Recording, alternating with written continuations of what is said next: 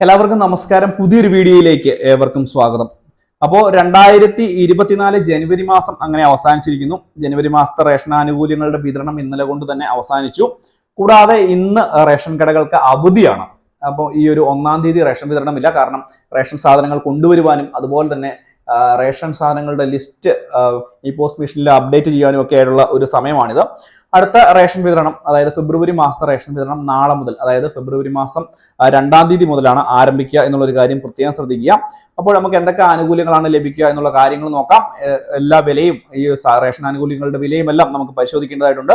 Video പൂർണ്ണമായും കാണുക, video like ചെയ്യുക, ചാനൽ സബ്സ്ക്രൈബ് ചെയ്യുക, ഫേസ്ബുക്ക് പേജ് ഫോളോ ചെയ്യുക. നമുക്ക് വിശദമായിട്ട് നോക്കാം. ആദ്യമായിട്ട് തന്നെ AAY കാർഡിന്, അതായത് മഞ്ഞ കാർഡിനാണ് ഏറ്റവും കൂടുതൽ ആനുകൂല്യം ഇപ്രാവശ്യം ഉള്ളത്. AAY കാർഡിന് 30 കിലോ അരിയും 3 കിലോ ഗോതമ്പ് സൗജന്യമായിട്ട് ലഭിക്കും.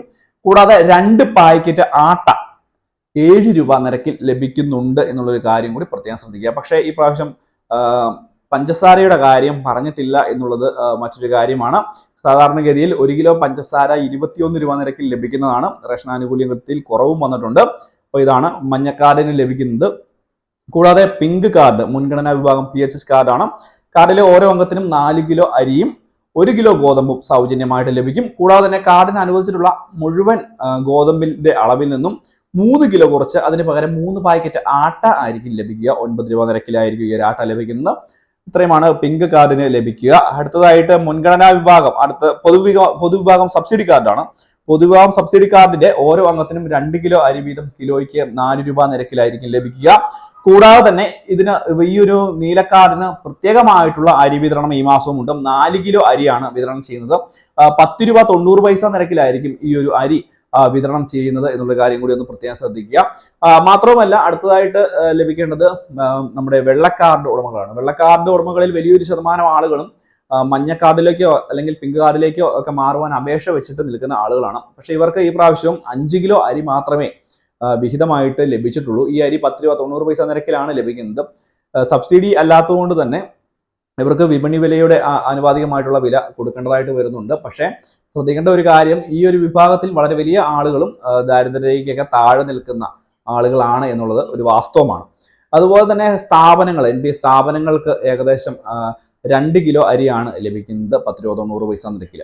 അപ്പോൾ ഇതുകൂടാതെ തന്നെ ജനുവരി, ഫെബ്രുവരി, മാർച്ച് ഈ ഒരു 3 മാസ കാലയളവിലേക്കുള്ള മണ്ണെണ്ണയുടെ വിതരണവും ഇപ്പോൾ വിതരണം ചെയ്യുന്നുണ്ട്. ഇതിൽ വൈദ്യുതീകരിച്ച വീടുകളായ മഞ്ഞക്കാർഡുള്ള വീടുകൾക്ക് 1 ലിറ്റർ മണ്ണെണ്ണയും അതുപോലെ തന്നെ എല്ലാ കാർഡിലെയും വൈദ്യുതീകരിക്കാത്ത വീടുകൾക്ക് 6 ലിറ്റർ മണ്ണെണ്ണയും ലഭിക്കും. കൂടാതെ പിങ്ക് കാർഡുള്ള വൈദ്യുതീകരിച്ച വീടുകൾക്ക് 1/2 ലിറ്റർ മണ്ണെണ്ണയും ലഭിക്കും. അപ്പോൾ ഈ ഒരു കാര്യങ്ങൾ ഒന്ന് മനസ്സിലാക്കുക. ഇത്രയും സാധനങ്ങളാണ് ലഭ്യമാവുക. കൂടാതെ നിങ്ങളുടെയൊക്കെ വീടുകളിലേക്ക് ഉദ്യോഗസ്ഥർ നേരിട്ടെത്തി പരിശോധന നടത്തുന്ന ഒരു സമയം കൂടിയാണ്. തീർച്ചയായിട്ടും നിങ്ങൾ ഈ ഒരു മഞ്ഞ അതുപോലെ തന്നെ പിങ്ക് റേഷൻ കാർഡ് നിങ്ങൾക്ക് അർഹതയില്ലാത്ത കാർഡാണെങ്കിൽ, അല്ലെങ്കിൽ ഇത് കൈവശം വെച്ചിരിക്കുകയാണെങ്കിൽ തീർച്ചയായിട്ടും ഇതൊന്ന് ക്യാൻസൽ ചെയ്യുവാൻ വേണ്ടി നിങ്ങൾ താലൂക്ക് സപ്ലൈ ഓഫീസുമായി ബന്ധപ്പെടുക. അല്ലെങ്കിൽ കർശനമായുള്ള നടപടി ഉണ്ടാകുന്നുണ്ട്.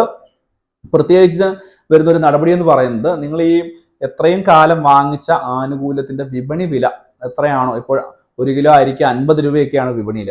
ആ ഒരു അത്രയും വിപണി വില വെച്ച് കൊടുക്കേണ്ടി വരും. ലക്ഷക്കണക്കിന് രൂപ ഒരുപക്ഷെ നിങ്ങൾ കൊടുക്കേണ്ടതായിട്ട് വരും.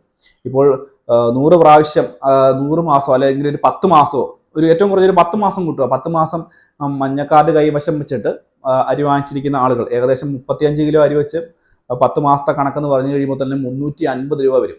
350 കിലോ വരും അരി മാത്രം. ഈ 350 കിലോ അരിയുടെ വിപണി മൂല്യം എത്രയാണോ അത്രയും നിങ്ങൾ അടയ്ക്കേണ്ടതായിട്ട് വരും. ഒരു വിപണി മൂല്യം എന്ന് പറഞ്ഞാൽ 50 രൂപയൊക്കെയാണ്. അതൊന്ന് ഓർത്ത് നോക്കുക.